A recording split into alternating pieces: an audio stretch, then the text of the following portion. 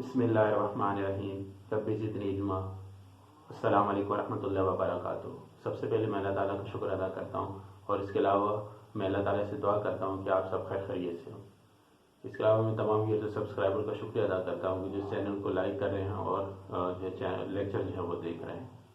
आज का जो वीडियो है मैं जो अपलोड करने जा रहा हूँ वो किसी भी एग्ज़ाम के अंदर जो मोस्टली जो है वो प्रोफेशनल टेस्ट हैं या एकेडमिक टेस्ट हैं उसमें केमिकल थर्मोडायनामिक्स से रिलेटेड जो है वो न्यूमेरिकल्स आपसे पूछ लिए जाते हैं और बाद वक्त आपको कुछ ऐसे एमसीक्यूज आ जाते हैं कि जो आपको जो है वो करेक्शन जो है वो करेक्ट उनको चूज़ करना जो है वो डेफिनेटली हर एक स्टूडेंट का जो है वो चाहता है कि वो करेक्ट जो है वो आंसर वो चूज़ करे। उम्मीद है कि आज का जो लेक्चर है वो आपको केमिकल थर्मोडायनामिक्स से रिलेटेड जो है न्यूमेरिकल्स या एमसीक्यूज जो आते हैं वो आपको सॉल्व करने में आपको हेल्पफुल साबित होगा। ये छोटी सी वीडियो आप ज़रूर देखें ताकि आपको केमिकल थर्मोडायनामिक्स से रिलेटेड जो है वो एमसीक्यूज आप इजीली अटैम्प्ट कर लें। सबसे पहले जो मैं आपको एक टेबुलर फॉर्म में एक डेटा दे रहा हूँ उससे आपको क्या होगा, डेल्टा एस और डेल्टा जी की जो वैल्यूज़ हैं उनकी वैल्यूज जो है प्लस माइनस नेगेटिव से हमें क्या इन्फॉर्मेशन मिलती है। इसके अलावा फिर मैं आपको कुछ फार्मूलाज लिखूंगा उसकी आप ज़रूर अपने पास जो है वो अपने जो है वो जब आप टेस्ट देने जाएं तो आप एक नज़र ज़रूर देखिएगा क्योंकि उससे रिलेटेड आपके पास न्यूमेरिकल्स आ जाते हैं। ठीक है, तो हम स्टार्ट करते हैं। इसमें सबसे पहले आप डेल्टा एच, डेल्टा एस और delta ji.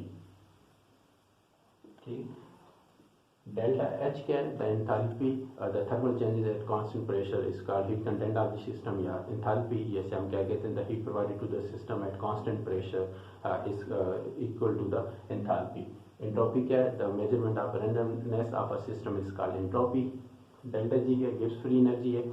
The energy utilized for useful work is called Gibbs free energy. अब इनमें से सबसे पहला केस जो हमारे पास आ रहा है वो ये है कि माइनस डेल्टा एच की वैल्यू जो है वो माइनस है आपके पास, डेल्टा एस की वैल्यू प्लस है और डेल्टा जी की नेगेटिव आपके पास नेगेटिव है। इस केस में जो है हमें क्या हम इंटरप्रिटेशन करते हैं, अगर आप डेल्टा जी की वैल्यू आप नेगेटिव देखें तो नेगेटिव वैल्यू का मतलब होता है कि ये आप इसके लिए जो मतलब होता है कि रिएक्शन क्या स्पॉन्टेनियस नेचर है। और इसके लिए आप एग्जाम्पल क्या लेंगे, ओजोन की डिकम्पोजिशन। ओजोन जो है उसमें आपके पास डिकम्पोज हो जाता है ऑक्सीजन मॉलिक्यूल के अंदर और ये एक स्पॉन्टेनियस रिएक्शन है, इस वजह से इसकी डेल्टा जी की वैल्यू नेगेटिव है। और ओजोन की जो डिकम्पोजिशन है वो स्पॉन्टेनियस है, spontaneous at all temperatures, at all temperatures. ठीक है, इस बात याद रखिएगा। इसके अलावा एंट्रोपी है वो इंक्रीज हो रही है क्योंकि 2 मॉलिक्यूल से 3 मोल्स की फॉर्मेशन हो रही है तो एंट्रोपी इंक्रीज हो रही है। और इसके अलावा एनर्जी इसमें क्या हो रही है, रिलीज हो रही है। ठीक है, तो तमाम टेम्परेचर के ऊपर तो ये रिएक्शन क्या होगा आपके पास स्पॉन्टेनियस नेचर होगा। ठीक है, नेक्स्ट केस जो आपके पास ऑब्जर्वेशन होती है कि आपके पास negative, delta S negative, delta G negative, ये भी नेगेटिव, फिर नेक्स्ट नेगेटिव एट पॉजिटिव। ठीक है, ये जो है नेगेटिव का मतलब दोबारा है कि स्पॉन्टेनियस नेचर। इसके लिए हम रिएक्शन की एग्जांपल क्या लेते हैं, अमोनिया सिंथेसिस की, 3H2 और इसमें फॉर्मेशन क्या हो रही है किस चीज़ की, 2NH3 क्या अमोनिया की सिंथेसिस हो रही है। तो अमोनिया की सिंथेसिस जो है वो स्पॉन्टेनियस कब होगी और वो नॉन स्पॉन्टेनियस कब होगी। स्पॉन्टेनियस जो होगी at low temperature, at low temperature, और नॉन स्पॉन्टेनियस होगी at high temperature, at high temperature. Ammonia की सिंथेसिस जो है वो एक एक्सोथर्मिक नेचर है। ठीक है, ये हम ऑलरेडी छोटी क्लासेस में पढ़ चुके हैं कि अमोनिया की जब सिंथेसिस होती है तो ये एक एक्सोथर्मिक नेचर का रिएक्शन है और इसको लो टेम्परेचर फेवर करता है, इसलिए स्पॉन्टेनियस एट लो टेम्परेचर। और अगर आप इसको टेम्परेचर बढ़ाते हैं तो ये क्या हो जाएगा, नॉन स्पॉन्टेनियस प्रोसेस हो जाएगा। ठीक है, तो इस केस को याद करने के लिए आप अमोनिया सिंथेसिस को क्या कीजिएगा, याद रखिएगा। ठीक है, अब इसके बाद जो थर्ड केस आपके पास आ रहा है, थर्ड केस में क्या होगा कि ये प्लस, ये प्लस, ये प्लस और इसके बाद ये प्लस और ये क्या नेगेटिव होगा। ठीक है, ये थर्ड केस है आपके पास। और इसमें आप क्या करेंगे, जो एग्जांपल हम ले रहे हैं वो एग्जांपल ले रहे हैं इलेक्ट्रोलिसिस ऑफ वाटर की, इलेक्ट्रोलिसिस ऑफ वाटर या डिकम्पोजिशन ऑफ वाटर की, O2। अब वाटर की जो इलेक्ट्रोलिसिस है डेफिनेटली वो नॉन स्पॉन्टेनियस है एट लो टेम्परेचर। अगर आप कम टेम्परेचर पे वाटर को डिकम्पोज करना चाहते हैं, इलेक्ट्रोलाइज करना चाहते हैं तो लो टेम्परेचर पे क्या होगा, वो नॉन स्पॉन्टेनियस है। लेकिन हाई टेम्परेचर पे वो क्या होगा, अगर आप वाटर को डिकम्पोज करना चाहते हैं थर्मली या इलेक्ट्रोलाइटिकली तो आप उसको ज़्यादा एनर्जी देंगे तो वाटर क्या हो जाएगा, ब्रेक हो जाएगा और ये क्या होगा यहाँ पे स्पॉन्टेनियस होगा यहाँ। ठीक है, याद रखिएगा सेकेंड केस के अंदर minus minus minus minus minus plus था, यहाँ plus plus plus plus plus और माइनस। तो इसकी इंटरप्रिटेशन याद रखिएगा, प्लस का मतलब क्या है एट लो टेम्परेचर, और इसके लिए जो इक्वेशन है वो याद रखिएगा। उस इक्वेशन से भी आपको क्या होगी, ये तमाम सिंबल जो है वो डेल्टा एच की पॉजिटिव वैल्यू क्यों है, डेल्टा एच पॉजिटिव क्यों है, इसमें भी आप देखिए एंट्रोपी इंक्रीज हो रही है। ये 1 मोल है और इससे क्या हो रहा है, 1 मोल ऑफ वाटर से 1 मोल ऑफ हाइड्रोजन गैस और 0.5 मोल ऑफ ऑक्सीजन गैस की फॉर्मेशन हो रही है, इसलिए एंट्रोपी क्या हो रही है, इंक्रीज हो रही है। और ये इलेक्ट्रोलिसिस है या थर्मल, अगर हमें वाटर को वो करना है, ब्रेक करना है, तो या तो हम इलेक्ट्रोलाइटिकली एनर्जी इसको देंगे या फिर थर्मली देंगे, इसलिए आप देखिए डेल्टा एच की वैल्यू क्या है यहाँ पे पॉजिटिव है। ठीक है, अब जो लास्ट केस है उसको हम किस तरह याद रखें, वो जो लास्ट केस है वो जो फर्स्ट केस है उसका ये रिवर्स है। ठीक है, उसका रिवर्स केस है, आप इसमें देखें फोर्थ केस, इसमें ये प्लस माइनस प्लस। ठीक है, अब इसका मतलब प्लस का मतलब है कि ये क्या होगा, non spontaneous at all temperature,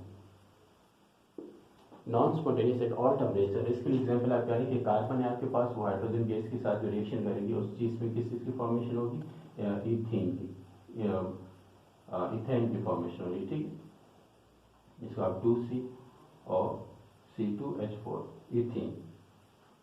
ठीक है, तो इसमें आपके पास मीथेन यूज को करते हैं, मीथेन की जो फॉर्मेशन है कार्बन और 2H2O, ये है एक नॉन स्पॉन्टेनियस, जैसे कि कार्बन और हाइड्रोजन खुद ब खुद आपस में मीथेन की फॉर्मेशन करेंगे किसी भी टेम्परेचर पे, वो नॉन स्पॉन्टेनियस रिएक्शन होगा। ठीक है, और इसमें जो क्या हो रहा है आपके पास माइनस है, माइनस क्यों आ रहा है, क्योंकि ये सॉलिड है और ये गैस है, सॉलिड गैस मिलकर क्या बन रही है यहाँ पे एक गैशियस पार्टिकल्स होते हैं। जब कोई सब्सटेंस सॉलिड से या लिक्विड से गैशियस में जाते हैं तो उसकी एंट्रोपी क्या होती है, ज़्यादा होती है। इसके अलावा इसको क्या है, आपको एनर्जी देनी पड़ेगी। अगर आपको कार्बन हाइड्रोजन की फॉर्मेशन करनी है, कार्बन हाइड्रोजन को आपस में जो कंबाइन करना है, तो उसको आपको क्या करेगी, एनर्जी देनी पड़ेगी, तभी कहीं ये क्या होगी, जो है मीथेन की फॉर्मेशन होगी, वरना ये फॉर्मेशन नहीं होगी। ठीक है, तो अब याद रखिएगा इसी तरह कि पहला केस क्या है, माइनस प्लस माइनस। ठीक है, उसमें आपने एग्जांपल लेनी है ओजोन की डिकम्पोजिशन की। फिर सेकंड केस में minus minus minus minus minus plus, उसमें आपने लिखनी है अमोनिया सिंथेसिस की एग्जांपल। फिर थर्ड में आपने क्या लेना है, plus plus plus plus plus minus, उसमें आपने क्या करना है, एग्जांपल लेनी है इलेक्ट्रोलिसिस ऑफ वाटर की या थर्मल डिकम्पोजिशन ऑफ वाटर की। फोर्थ में है प्लस माइनस प्लस, जो फर्स्ट केस का रिवर्स है, तो उसमें आपने जो एग्जांपल लेनी है वो मीथेन की फॉर्मेशन है। कार्बन हाइड्रोजन गैस जो है खुद से जो है वो खुद से क्या करते हैं, directly without utilizing any energy जो है वो मीथेन की फॉर्मेशन नहीं करेंगे। तो ये जो छोटा सा टेबल है वो आपको इस तरह के केस में कोई भी MCQs आ जाता है तो आप इजीली क्या कर लेते हैं, आइडेंटिफाई कर लेते हैं केस को, और आप इजीली आंसर जो है वो करेक्ट जो है वो चूज कर लेते हैं। ठीक है, इसके अलावा केमिकल थर्मोडायनामिक्स में कुछ फार्मूलाज है वो आपसे मैं शेयर कर लेता हूँ। वो उन फार्मूलाज को आप जरूर देखें कि उससे रिलेटेड आपको कोई ना कोई न्यूमेरिकल जरूर आ जाता है, बादों का न्यूमेरिकल आ जाता है, बादों का आपको इक्वेशन दे दी जाती है और आपको आइडेंटिफाई करनी होती है कि ये मिसाल के वेंट ऑफ इक्वेशन है, और वेंट ऑफ इक्वेशन में आपने किन वेरिएबल्स के दरमियान क्या किया, रिलेशनशिप स्टडी की है। ठीक है, अब हम उसको डिस्कस कर लेते हैं। मिसाल के तौर पर एक इक्वेशन आप याद रखिएगा, इक्वेशन नंबर 1 के एंट्रोपी, और अगर आप किसी भी सिस्टम को रिवर्सिबल सिस्टम को आप वो करते हैं, जो हीट प्रोवाइड करते हैं और टेम्परेचर आपको इन्फॉर्मेशन दे दी जाती है, तो आप एंट्रोपी उसकी कैसे फाइंड कर सकते हैं। ठीक है, तो ये फार्मूला मोस्टली आपसे आप याद रखें। इसके अलावा गिब्स फ्री एनर्जी, एंथैल्पी और डेल्टा एस के दरमियान रिलेशनशिप जो है वो आपकी ये इक्वेशन जो है वो भी क्या होनी चाहिए, आपको याद होनी चाहिए। इसके अलावा नेक्स्ट है आपके पास, इससे रिलेटेड आपके पास न्यूमेरिकल आ जाता है GRT। ठीक है, गैसेस पार्टिकल्स जो मॉलिक्यूल्स की फॉर्मेशन है उसमें नंबर ऑफ मोल्स में चेंज कितना आ रहा है। इसके अलावा आपको क्या किया जाता है, हीट ऑफ फॉर्मेशन जो है वो किसी भी कंपाउंड की दे दी जाती है, टेम्परेचर दे दिया जाता है और उस दौरान आपकी इक्वेशन दे दी जाती है। मिसाल के तौर पर आपके पास वाटर है, ठीक है, इसमें हाइड्रोजन गैस और ऑक्सीजन गैस, इसमें आपको फर्क क्या है, हीट ऑफ फॉर्मेशन जो है वो 286 किलो जूल पर मोल दे दी जाती है, और फर्स्ट के लिए टेम्परेचर जो है यहाँ पे 25 डिग्री सेंटीग्रेड। ठीक है, आपको हीट ऑफ फॉर्मेशन दे दी गई और आपसे कहा जाता है कि इसमें इंटरनल एनर्जी फाइंड करें। तो ये बात का स्टूडेंट्स को फार्मूला अगर आपको याद नहीं होगा, आप ये फार्मूला याद होगा तो आप इजीली इंटरनल एनर्जी को है वो क्या कर सकते हैं, कैलकुलेट कर सकते हैं। ठीक है, नेक्स्ट जो फार्मूला है आपके पास 4 जो फार्मूला है वो याद रखिएगा, वो आपके पास है कि delta G equal to minus R T L N equilibrium. अगर आपको किसी भी रिएक्शन, मिसाल के तौर पर क्योंकि यहाँ पे boiling point, melting point, fusions वगैरह फिजिकल इक्विलिब्रियम की बात हो रही है, तो गिब्स फ्री एनर्जी और इक्विलिब्रियम की जो है वो फिजिकल इक्विलिब्रियम और केमिकल इक्विलिब्रियम में जो है वो रिलेशनशिप क्या है, केमिकल इक्विलिब्रियम का या फिजिकल इक्विलिब्रियम का विद गिब्स फ्री एनर्जी। ठीक है, ये फार्मूला याद रखिएगा। इसके अलावा आप जो है याद रखिएगा ये फार्मूला जो नेक्स्ट है, जो ये मोस्टली इसमें से एमसीक्यूज आपके पास आता है। मिसाल के तौर पर एंट्रोपी ऑफ वेपराइजेशन आपसे पूछ ली जाती है। ठीक, entropy of vaporization is equal to enthalpy of vaporization और डिवाइडेड बाय बॉइलिंग पॉइंट।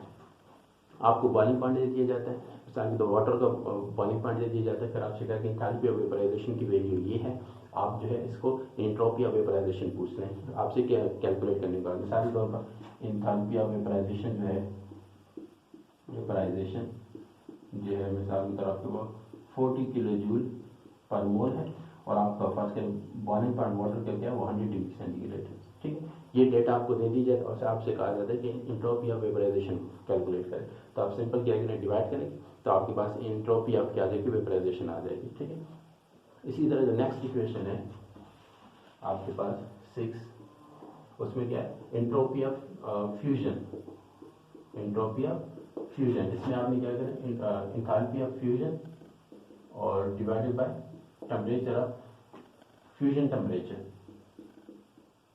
ठीक है, enthalpy latent heat of fusion हो सकती है, उसमें आपके पास टेम्परेचर ऑफ फ्यूजन है, आपसे रिलेटेड आपको वैल्यूज दे दी जाती है और आपसे कहा जाता है कि एंट्रोपी ऑफ फ्यूजन जो है वो जब कोई सब्सटेंस जो है वो फ्यूज होता है, सॉलिड्स टू लिक्विड्स में जा रहा होता है, वो वैल्यूज आपको दे दी जाती हैं। तो मोस्टली इससे रिलेटेड आपको क्या होता है, न्यूमेरिकल आ जाता है। ठीक है, इसके अलावा आपसे ये पूछा जाता है कि who study the relationship between the temperature and equilibrium constant, who studied the relationship between the temperature या who studied the effects of temperature and chemical equilibrium। तो सिंपल आंसर क्या, वेंट ऑफ ने इसको स्टडी किया था और उसकी आपको बाद को इक्वेशन आपको दे दी जाती है। ठीक है, इक्वेशन क्या है, वेंट ऑफ इक्वेशन, नेक्स्ट है वो went of equation.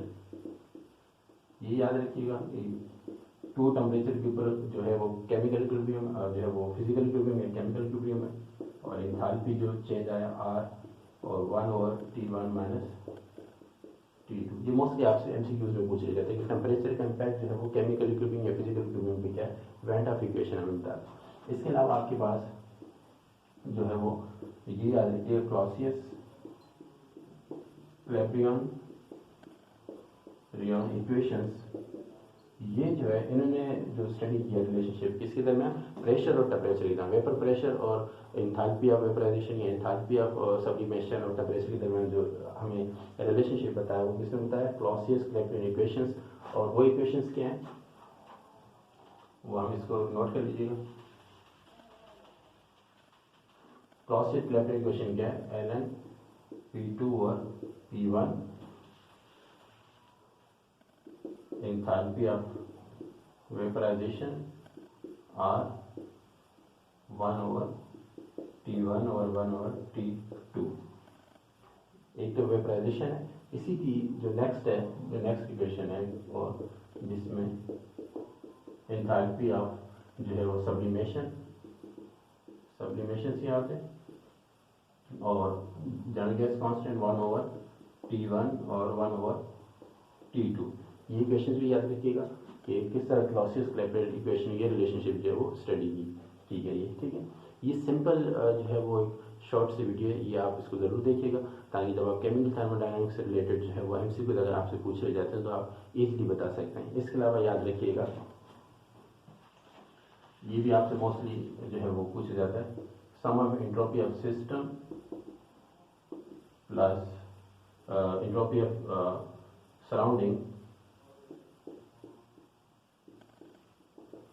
is equal to 0।